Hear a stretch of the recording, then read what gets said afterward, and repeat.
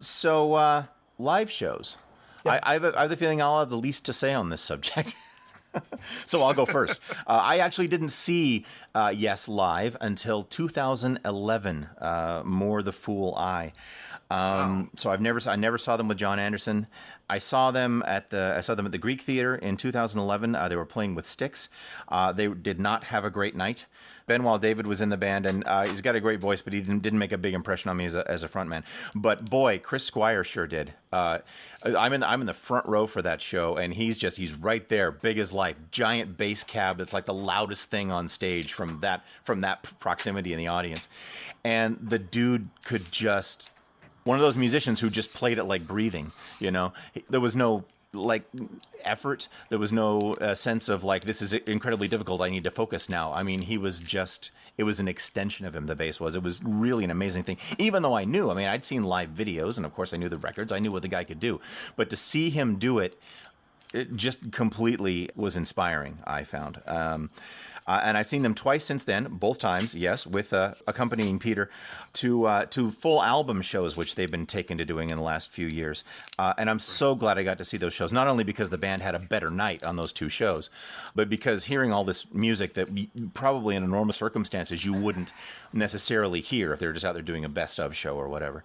But that is my limited live experience with Yes. So I'll take Was it. there any, Tom, was there any moment of any of those three shows that really made it for you, something that just left an impression? Well, like I said, other than that first show and just seeing Squire come out and tear it up like right immediately at the beginning, which was like a wall of sound, an avalanche of sound coming at my head.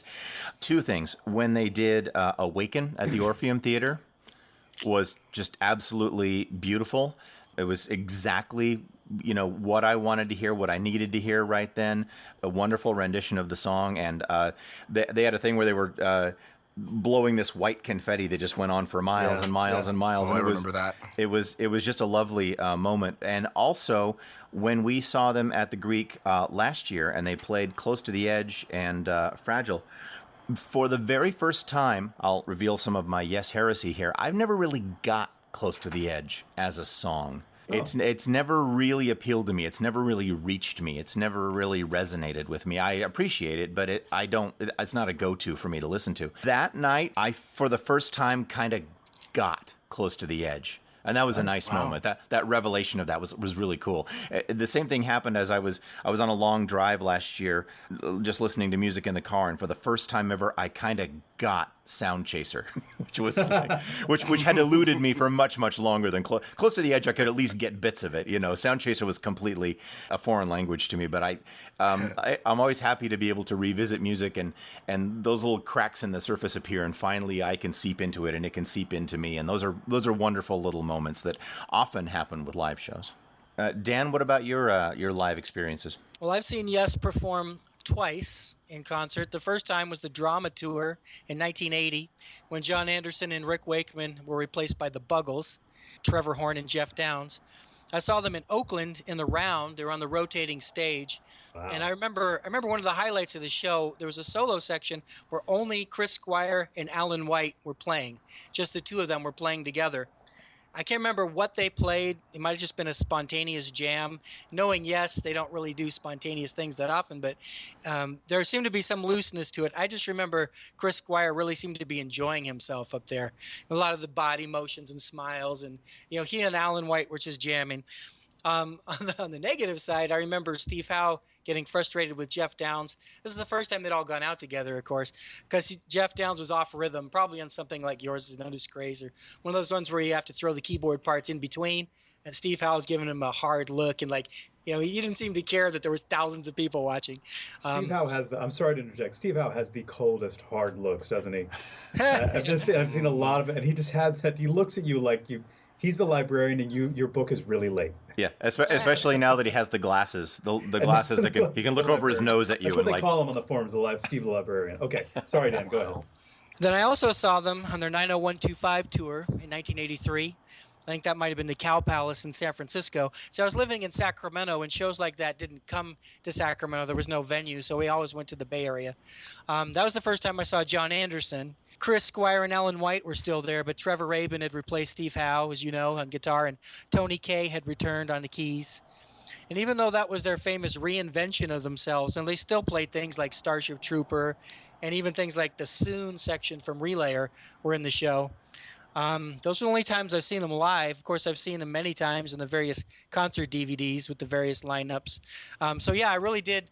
I saw them twice, 1980 and 1983, but what I saw were two very different sort of things because the 90125 material was kind of unthinkable prior to, and that's why the Yes audience, they gained a whole lot of new listeners like you guys, but they also the purists were kind of like, oh, you can't have like rock and roll. Did you just play like an Eddie Van Halen lick? And Trevor Rabin doesn't sound like Steve Howe. It was like a big uproar at the time. Frankly, though, probably not as bad as Trevor Horn replacing John Anderson on the lead vocals. I remember in the drama concert, and You and I, and some things he did pretty well.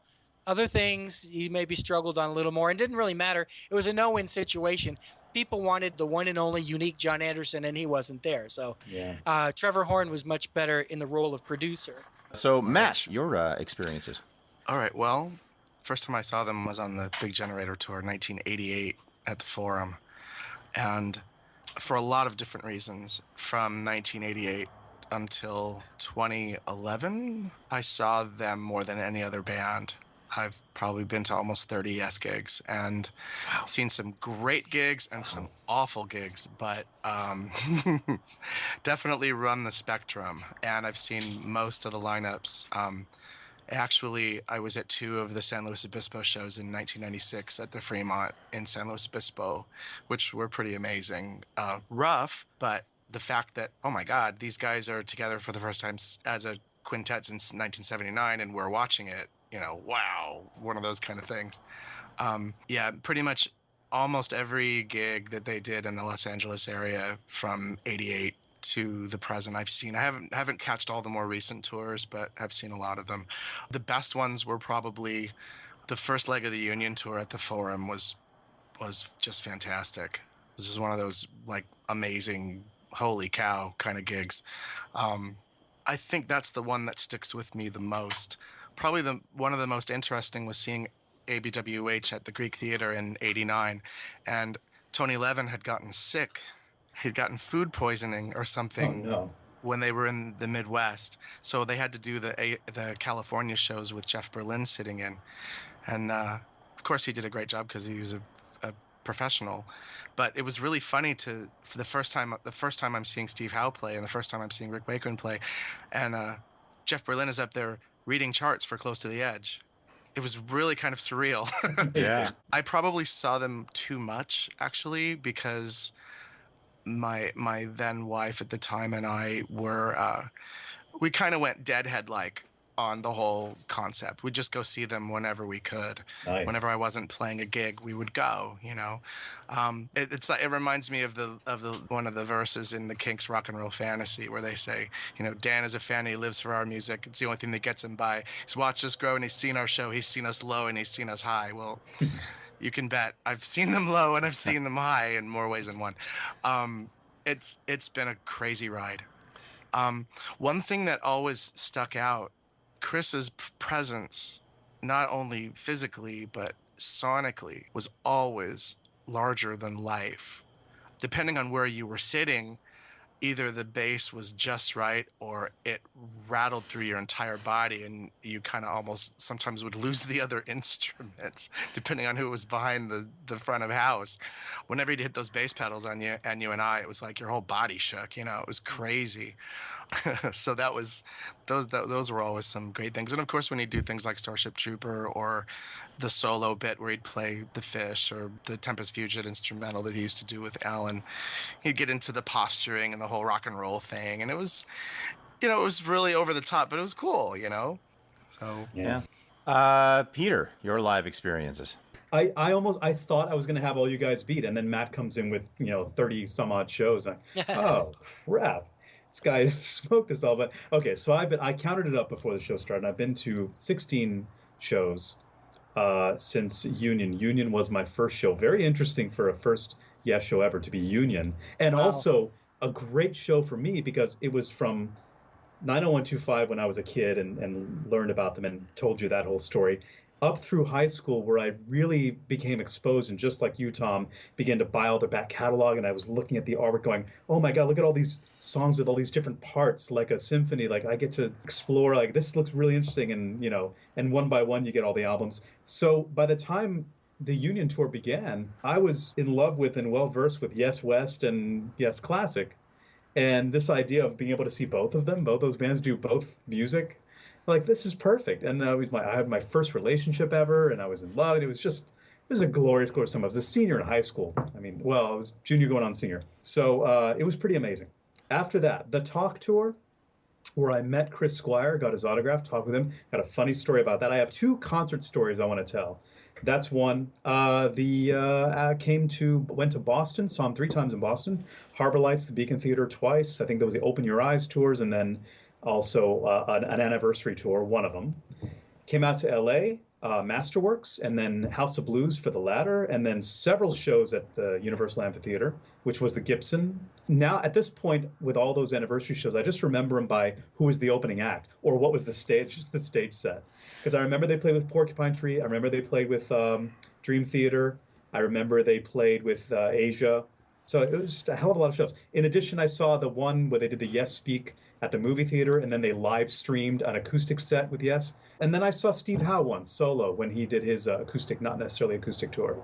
So that sort of counts as an additional show. So it was somewhere around 16 total. And like Matt, I was listening to him and going, yeah, I've seen him both lows and highs. So many stories, so many great things. Chris Squire, always just the consummate professional, the consummate performer every time. I heard any dozen number of live The Fish bass solo performances, and some were just amazing and flamboyant, and he was such a showman, and it was always loved. It was always appreciated. People like that a band that's progressive and like many times took itself seriously and did a lot of real sort of analyzing and intellectualizing can just freaking rock out. And Chris Squire was really the face of that, and he was unabashed in doing it, and you got to love that. I mean, any guy who's 6'7" or however tall he was, and such a large guy wearing spandex tights, Yeah. rocking his bass out, it was great. All right, so my two stories really quick.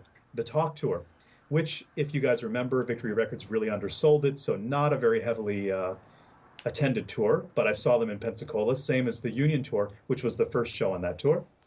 And I got front row seats, and then someone in the row who was a huge Yes fan said, I know where they're going to be. I know what hotel they're staying at. Turns out they were staying at the Pensacola Civic Center Hotel. No subterfuge at all, because what the hell? It was the Talk Tour. It wasn't really heavily attended. So we all go to the hotel afterwards, and we're all in the lobby waiting, and there's a bar sort of adjacent to the lobby that's open. And we're all just milling about, waiting, and there's a piano in the lobby, and I just get on it and start playing, doing Rick Wakeman stuff, because that's the stuff I knew.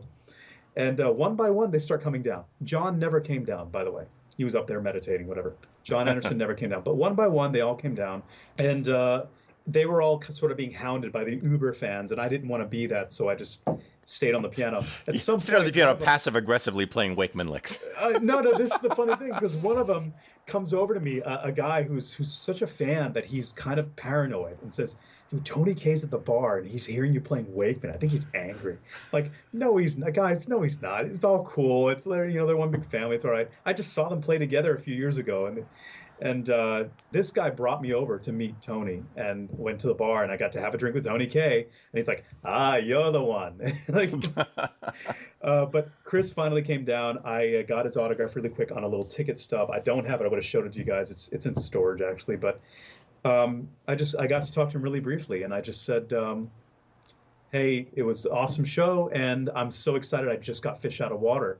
And that was a really big deal, because the mid-'90s, there's no eBay, there's no anything that... Fish Out of Water is an import. It didn't have a U.S. release, and It was very, very hard to find. So I was excited that I got it, and I wanted to tell him. And he said, I will never forget, he said, oh yeah, I'm well impressed, as he's signing my thing. The second, much quicker story was in one of the Boston shows. This, I think, sums up Chris Squire better than anything. They're finishing up And You and I, and this very, very, very, very inebriated, heavy-set Yes fan just breaks away from the crowd and starts running up to the stage, like he's going to rush the stage. And security is trying to tussle with him.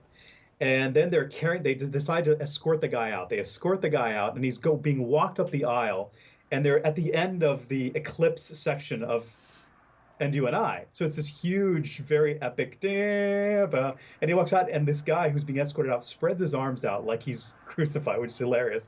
We all laugh, and he gets past our point of view, and he's gone. Then they go into Heart of the Sunrise. Intro, goes on playing, and then they get into the Chris Squire taking over his solo. Boom, boom, do do do do. You have this extended intro section, which we all know.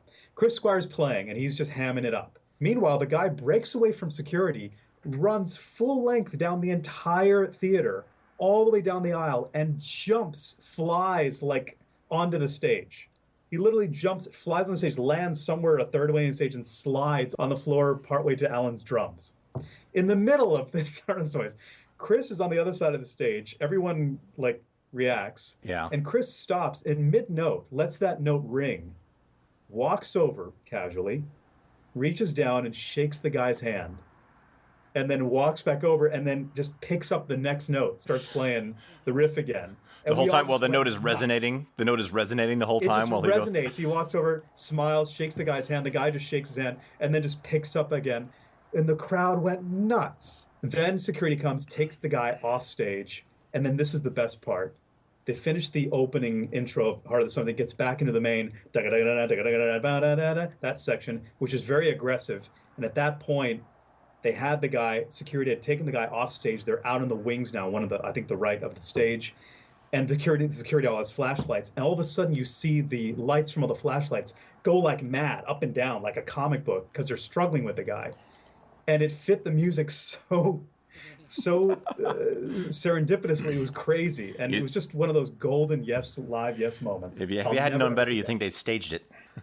Really. I would not. I don't think they would ever do that. No. I don't know if it's a good policy to shake the hand of people who dive on stage. It just kind of encourages that type of behavior. I think Squire, with his form and his stature, could probably do it and not fear. Who could take down Chris Squire? Yeah, it's a fair point. So there it is. Cool. So Matt, I understand that you've actually had the closest contact with the man himself of anyone on the panel tonight. Tell me how that came about. Well, when I was doing the Genesis tribute, I met Billy Sherwood and Jimmy Hahn because we were all rehearsing at the same studio. We became friends with those guys and saw when they were beginning the Circa project. And I ended up doing some work as a second keyboardist with Billy on a couple of projects. Mm-hmm. Fast forward to 2012, I think it was, and I get a phone call from Billy saying that Chris is trying to put a band together for a Bass Player Magazine Lifetime Achievement Award gig at the Key Club in Los Angeles. And Chris called Billy looking for musicians, and Billy was originally going to do it too. And I guess when he said, I need a keyboardist, Billy said, I've got the guy. Apparently he thought of me because we had played some Yes music together, and he knew about my involvement with the couple of Yes tribute bands in LA. As a matter of fact, I played with Johnny Bruns and John Davison in Roundabout for the last 9 months of their existence before Davison got pulled to be in Yes. And it was the most surreal 3 days I've ever experienced in my life. Going to rehearsals, meeting Chris, obviously, meeting Taylor Hawkins, playing with these people. I felt 10 years younger for about 3 days. It was pretty amazing. And one of the funniest things that happened was, I guess they had done a Rickenbacker tribute also a few years prior in Los Angeles. And it was, Chris rarely played his solo material at all, as you guys know. I mean, they did a little bit of it in the mid-'70s, very briefly on one tour, and then they had the Chris Squire experiment with Billy. But it was rare that he would go out and play things like Hold Out Your Hand or whatever, or anything from that period. They did that at the Rickenbacker show, and apparently they did it in a lowered key. And, we're all cramming, learning these songs, and originally everybody was learning them in the original key. And then I saw a video of the Rickenbacker show, and I went, wait a minute, this is a whole step lower. So I actually called Chris and I said, Chris, do you want to do these in the key that you did when you did the Rickenbacker thing? And he goes, oh, yeah, thanks. Yeah, thank you. We better do that. Can you tell the other guys? And I said, yes, of course. And so I got on the phone and called Johnny, and I said, guys, we're doing them in F sharp or whatever the hell key it was. It was just really the whole thing. I'm really, really glad that some of my friends were there, because I wouldn't believe you if you told me. I'm glad I have witnesses. That's kind of how surreal the whole thing was. I'm glad there's video, and I'm glad that I had a few friends there, because it was like, this is a dream. This isn't happening. I was just about to ask: is there evidence of this? Is there video online somewhere? There is actually, and in the wake of Chris's death, a few people have put links to some of those up on my Facebook. Send us a link, Matt, please. I would love to see that. Okay, sure. I'll send it to you guys. It's pretty cool. It's pretty fun. It ended up being, two keyboardists. A wonderful guy named Claudio Pesavento was a great keyboard player as well, and worked with Chris on various projects. And then Taylor and John Davison and Johnny Bruns. Just, oh my God, just a hell of a lot of fun. But there's footage of the whole gig. I think it's split up into 5 segments. That's a once in a lifetime experience, man. I won't say envious of you, but I'm happy for you, and Thanks. It's tremendous. Well, it definitely made hearing about his loss really, really just tough. Yeah. I mean, we all knew obviously when the news broke about him being diagnosed and everything, but yeah, that was hard. And having so many friends who know members of the band, just happenstance, even prior to this. I mean, the outpouring, you guys have all seen it on social media, the outpouring of love for him and for the band and for what they've meant to so many people for 20, 30, 40 years it's pretty overwhelming. Exactly my point why I wanted to do this show, because I couldn't just let that slide and not comment on it. As important as Yes was in my musical development, not only just what I learned from them, but just the enjoyment of listening, the hours I've spent listening to them, the 2 times I've seen them, they're like totally unique and beloved. And he is a beloved musician and, a hero to so many bass players. How many people do you think picked up the bass and became bass players because of him? Just like I know. And so, I felt like we needed to gather the group, and I'm happy that we got this particular group. I remember when we did Pink Floyd, Peter kept mentioning he was a Yes fan, or I knew about Tom, and then Tom mentioned you, Matt. So I'm glad we had a chance to express our feelings about it, because, like when John Lennon died, the John Lennon I knew, the albums and the movies, that stuff's all still here, Right. So even though he's not making any more music and there's a loss and everything, in a way, he lives on. Likewise, all the Yes albums are here and all my memories are intact. I just feel bad for him, for his family, and it seems like when I saw the press release that he had been diagnosed with leukemia and he wasn't going to go on tour, I actually wrote to his website June 5th, I believe, asking him if he wanted to be on my podcast, be interviewed. I thought maybe he's looking for something to do. I don't know if he didn't know how sick he was or, if he did. I didn't get a response. And then 22 days later, it was the end. So, but yeah, for the people who personally knew him, like that Steve Howe, John Anderson, what are those guys thinking? Alan White and Chris Squire have been a rhythm section since what, 1970? 72, 73, yeah. Ay caramba, that's a long relationship. Yeah. And to see all of these tributes from the band, and of course this is a band with a storied history, with more than a dozen members have passed through at one point or another, and people affiliated with the band, and just to see it's been overwhelming to see it all come out. And we talk about the uniqueness of Yes and the propulsion of Yes and the fact that they forged on and they kept playing and they kept creating and they kept doing all of that. And there have been many, many unique talents pass through the band, but the pillar, the rock, the guy that drove the whole thing the whole time is Chris Squire. And it really feels to me, it feels like the end of an era in the end of an institution, even though, yes, it's obviously going to carry on. Billy Sherwood's going to play bass on this tour, and then after that, we'll see what happens. But it feels milestone for me in a way that few things are. I mean, we got to the point now where There used to be the cliche about, well, celebrities die in threes, and it's like, it's not true. Now it's like celebrities die in threes every day. Really. Because the way pop culture has ascended in the 20th century, there's been so many more people involved in movies, music, writing, all of these things. The in memoriam gets longer at the Oscars every year. Yeah. And there's it's so just, many heroes that come from that era that are reaching their later years now. yeah, and They're all our heroes. it's just never gonna stop at this point. It's like, just in the last month alone, it was Christopher Lee, it was Dick Van Patten, it was James Horner, for crying out loud. Yeah, Coleman. All of this stuff. But this one, just speaking for me personally, this one hit me really hard in a way that the only thing I can compare it to in recent memory is when Leonard Nimoy passed away earlier this year, because it's an institutional thing. I was born in 1972. I don't remember a world without Star Trek. And I don't remember a world without Yes.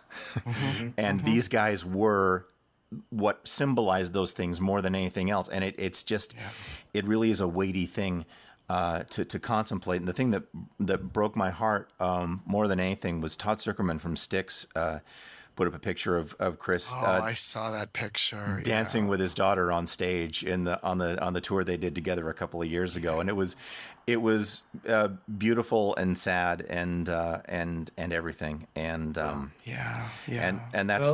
Sorry, Tom. Go ahead. I was just going to say, let's not forget the first note of the first record of the first track of any Yes album ever is a Chris Squire bass, a high Rickenbacker, toppy Chris Squire bass note. That's like a shot heard over the mountain or something, I don't suppose, Peter, that you could recreate that note for us right here in the studio. Yeah. It was a high D. Yeah. There it is. Way up there. So that brings up, I guess, what would be the final roundtable question of the night, which is favorite Chris Squire, either bass lines or riffs or musical moments of him particularly. Since you're already simulating him for us, Peter, why don't you start that off? Oh, yeah, because I have this Rickenbacker patch up on the keyboard. Yeah. There's possibly 800 Chris Squire bass moments, and they possibly all tie for first place. The thing that comes to mind right away is Perpetual Change at the end, when this is more a writing thing than a performance thing. Squire always knew the right moment to go to a fifth or a third or not the root of the chord for the maximum effect of the harmony. And the end, when they do the last bit of inside out, outside in, all of the way, and he goes to that fifth, when they start the outro of the song, it hits me every time. It is probably the defining Yes moment of music. It is so beautiful.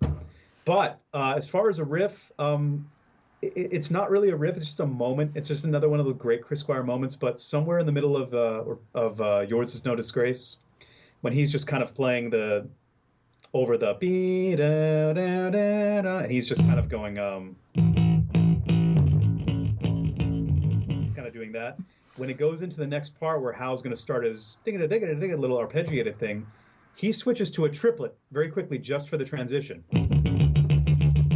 just like that. So he's kind of going in 4/4, bam bam bam bam, and then he goes to da da da da da da da da da, just a triplet for no reason except that it's just it creates a new rhythm. It creates a new kind of rush in the tempo and the feel, and it leads into the next section so well. And that just defines like how great he was at that and 8 million other things. So. All right. Dan, what do you got for us on that score? Well, I don't have a keyboard with a Rickenbacker patch to perform. So I'll play it. Tell me, I'll play it. Well, these ones you probably could play. I'm going to give you an answer and an honorable mention. My actual answer, even though it's a pretty obvious one, is going to be The Fish, the Fragile studio version, just because whoever multi-tracks bass, whoever does a song built on all kinds of crazy bass sounds, and that dee-dee-dee-dee-dee-dee, I'm sure Peter could play it for us. And Fragile, they decided everybody was going to have their little moment. Steve Howe was Mood for a Day. Everybody knows Cans and Brahms for Rick Wakeman. So out of all the choices people made, and that was the one that, maybe that's why Chris Squire is my favorite, because look at what each guy did, and look at what he came up with. My God, the imagination of that. He's a genius. It's a masterpiece, and really a shining moment on that record. And then my honorable mention would be Time Flies, also known as Tempest Fugit. I just like the aggressiveness of that. It's like he's kind of like saying, "Look, we're kind of a different band, but I'm still Chris Squire." I haven't lost a step, everybody. I mean, that's the way I took it. So I always really dig that one. I can't put it ahead of the Fish, but that makes the whole track for me. And that was going to be my number one, but Dan stole it, which is the Well, which it was is his honorable mention, which so is this will be your number one. That's right, the Tempest Fugit riff, which also selfishly is just because it's one of the very few Chris Squire riffs I can actually play. I do not have the man's facility. I believe it was the great Nigel Tufnell who said, "You can't copy something that you can't fathom."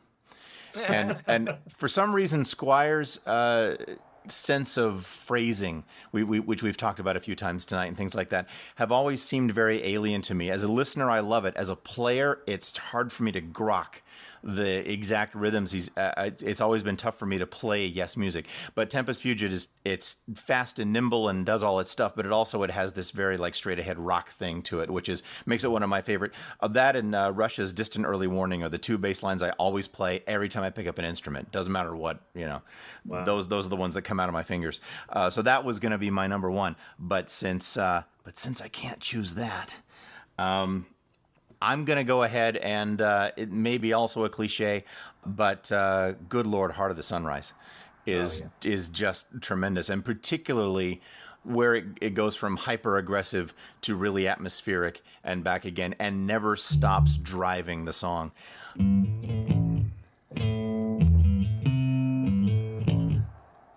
That's the stuff. Yeah, that's the stuff. But I'll add one more layer on top of that, which is a vocal thing, not a bass thing, which is his harmony vocal on the title track of Going for the One is really cool and interesting. One of my favorite memories from the Yes Years documentary is him in the studio singing that harmony.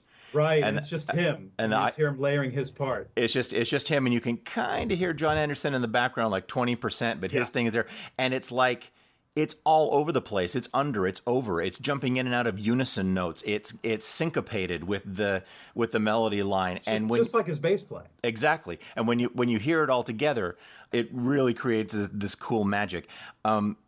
Really quick, that entire Going for the One sessions is on YouTube.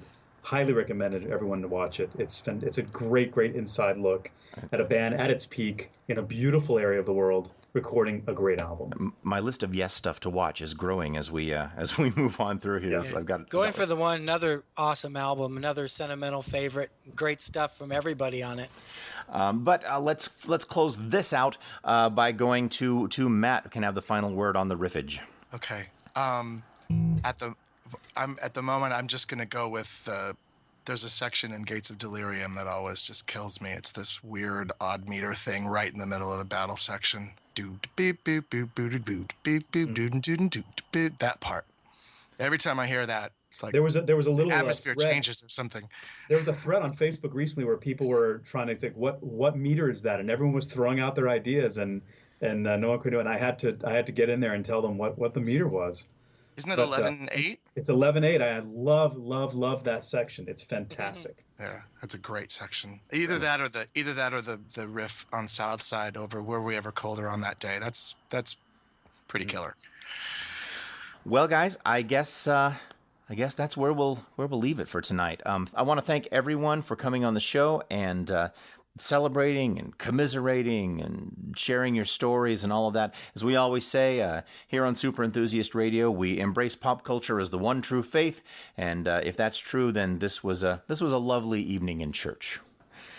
Let's go around the room really quick, get everyone's contact info, let us know the different projects that you do, starting with Mr. Brown. Okay, well, my Facebook page is probably the most direct way to find out about that stuff, and also to get connected about the radio show, which features a lot of progressive music. It's an eclectic show, but we definitely head in that direction a lot. You were talking about FM DJs earlier and the lack of format and just playing what you want, and you definitely embody that spirit, sir. I love the show. Yeah, I'm a descendant of Jim Ladd. I can't help it. Thanks, Tom. Totally. Cool. Thanks, you guys. And Peter. It's Peter Zakos. I am a musician, composer. I produce and write music for film and TV. I'm working on a documentary feature right now, some TV shows, TV music, and I am working on a Yes tribute that I'm going to keep silent about right now, but I will let you guys know when it's completed. www.peterzakos.com to see some of my work, and email me, Facebook, all that jazz. Cool. And Mr. Miles. Well, of course, I'm an administrative assistant at the Friends of Tom Music podcast. This is a nice little joint venture. You know, I have to say, when I did the Ronnie Montrose tribute, you come together for a sad reason. You start to talk about the music, and then everybody's happy, and it's a great subject, and this is how it goes. This is the legacy of a great artist and a great musician, actor, whatever you want to say. Chris Squire, I'll feel sad this week, but I'll always have a smile when I think of him, and whenever I listen to his music, you know, I'll always be as blown away as I always have been. I'll be sorry he isn't out there creating anymore, but I'm thankful for what he did leave behind. And I am the host of the Friends of Dan Music podcast. As we discussed, this is going to be released as a little joint venture pre-arrangement, also an episode of my show. So I also thank Tom and Peter and Matt. This was, I guess fun isn't necessarily the right word, but I think this was fruitful, enjoyable, and I'm glad we did it, and I hope everybody enjoyed. And needed, and I hope everybody enjoyed listening to it, and also, you know, got little warm, fuzzy feelings about the great man, Chris Squire. And my name is Tom Bowers. That's Tom with an H. You can find my various ramblings on Facebook and Twitter. You can find my music on YouTube and also at sonsofnothing.com, where we play some prog pop. And if you just can't get enough of my voice after all of this stuff, I also do a weekly podcast with my friends Robbie Rist and Chris Jackson called The Spoon, which you can hear at thespoonradio.com, each individual episode there. As far as the rest of this goes, you have been listening to Super Enthusiast Radio, and we love you for it. Thank you very much for your presence and your patronage on our podcasty premises. You can send us an email at superenthusiastradio@gmail.com. You can find us on Facebook. We have a group. We have a page. Pick your poison. Either one works. You can subscribe to the show via iTunes, RSS, the podcatcher of your choice, and have it updated for you automatically in your sleep. How cool is that? Once again, you can find us always at superenthusiastradio.com. Thank you so much for listening, and I think we should probably have Mr. Squire take us out here. We love you, Chris. Thanks for all the music. Rest in peace. God bless.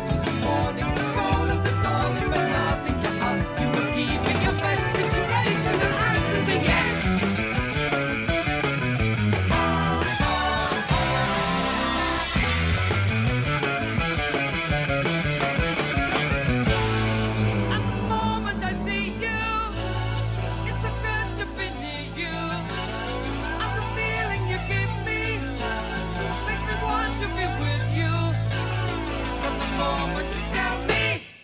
Yes.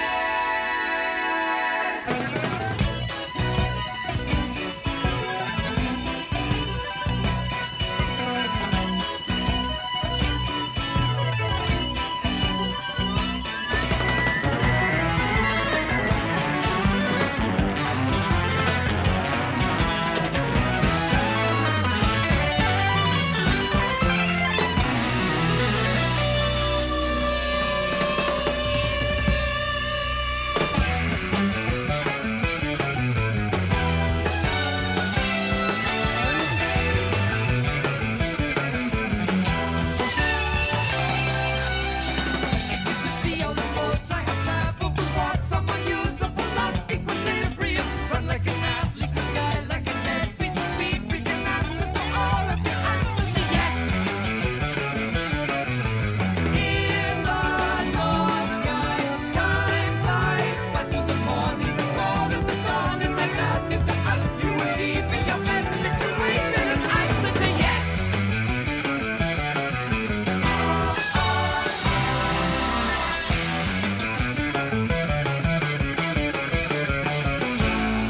At the moment I see you, it's so good to be near you. And the feeling you give me makes me want to be with you. If we wait for an answer, will the silence be broken? Should we wait for an answer? Do we leave it unspoken?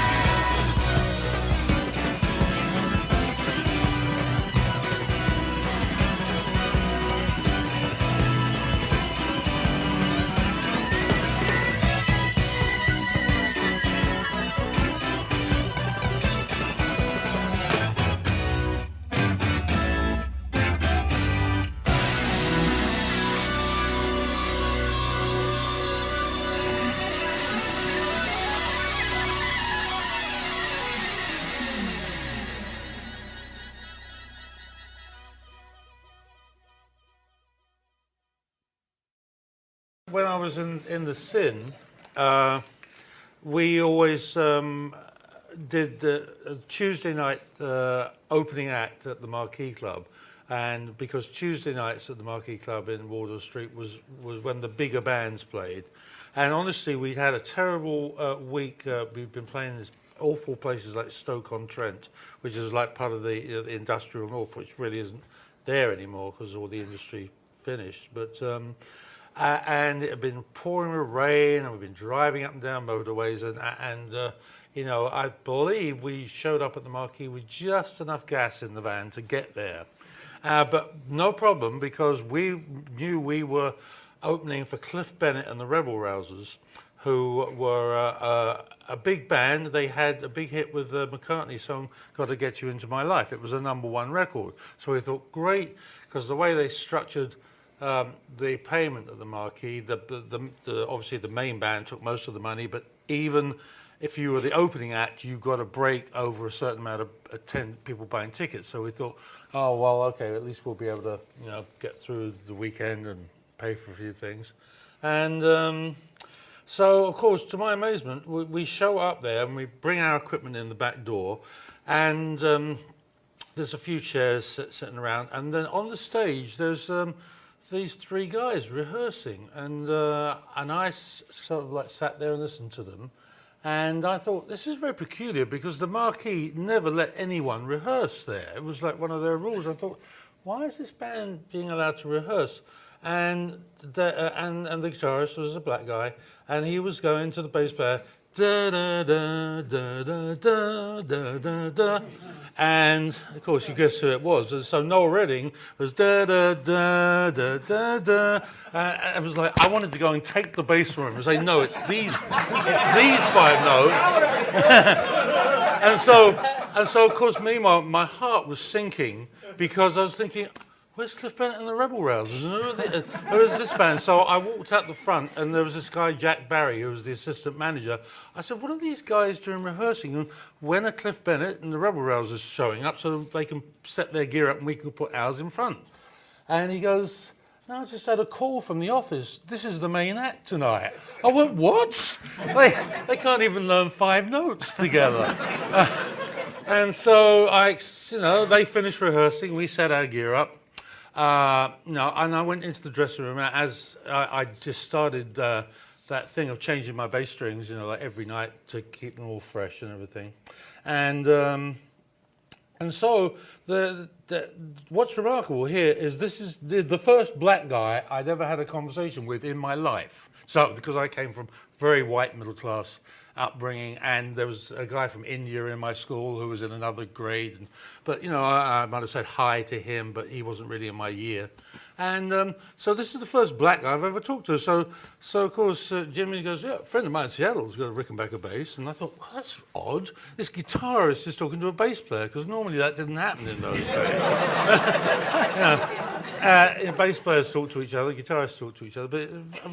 And so I was changing my strings, and we just had a half an hour conversation. Of course, all the while I'm thinking, and this guy's got this awful band that no one's going to come and see. And so I went down to the little cafe on the corner. I won't be too much longer. This little cafe on the corner called, I think it was not the Gioconda, but Forenzia, I think it was called, where. And we were just eking out our last pennies to have the cheapest thing on the menu to eat in there that we could just about scrape together. And as we're sitting there, the line for the club starts to go past the window of the restaurant. And we think, oh my God, look at that, dessert.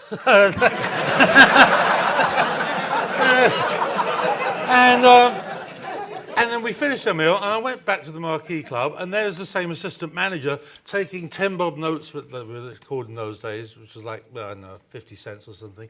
And he, or a dollar probably more like. And I said, Jack, what is going on? And he goes, I don't know. So I found my way back to the dressing room, we got ready, and then the manager, this guy called John G, arrived, and he always came in and said, 2 minutes before you go on. And I said to him, John, why are all these people here? This band is awful, And, and he said, don't ask me either. Just the office called, and that's who the headline is. And he said, so there's a bunch of people, so be happy about that. So I walked out on stage. I went up to my mic and, testing, 1, 2, 1, 2. And the way the club was set up, there was about 40 seats in the front row. 4 rows of about 15 seats in each. And as I'm testing my mic, I'm looking down, it's Steve Winwood and Pete Townsend and Keith Richards. And is that George Harrison? Yeah, it is. So all my heroes were there, and we were like, for our first song, we'd like to do a cover of, something Motown. I hope it was a good deal. Yeah, well, later on when I got to know Pete Townsend, I did say to him, do you remember that night when the Sin opened for Hendrix? And he said, yeah. I said, everyone was applauding, but was that applause for great, get off, and Townsend sort of said he thought he liked it, but I wasn't sure. He would do. And so, of course, everyone in the world had showed up at the Marquee Club, and including the Beatles and the Stones, to watch Hendrix. And I couldn't even get out of the dressing room because the people were just pressed up against it. Yeah. So I went and just sat on the grand piano, which was behind Mitch Mitchell's drums, on the stage. And, of course, I was totally blown away. It was just amazing. And I'm also seeing, Eric Clapton going, oh my God, I'm not God anymore. That's true. His jaw was dropping, and I thought, this is surrealistic. And of course, just as a little underscore to the story, because it is over now, but there's all the girls who used to hang out at the rock and roll bar and stuff, who would never talk to me before. After I've been on that stage with Hendrix, they're oh Chris, buy you a drink, and I played it up, me and Jim, yeah.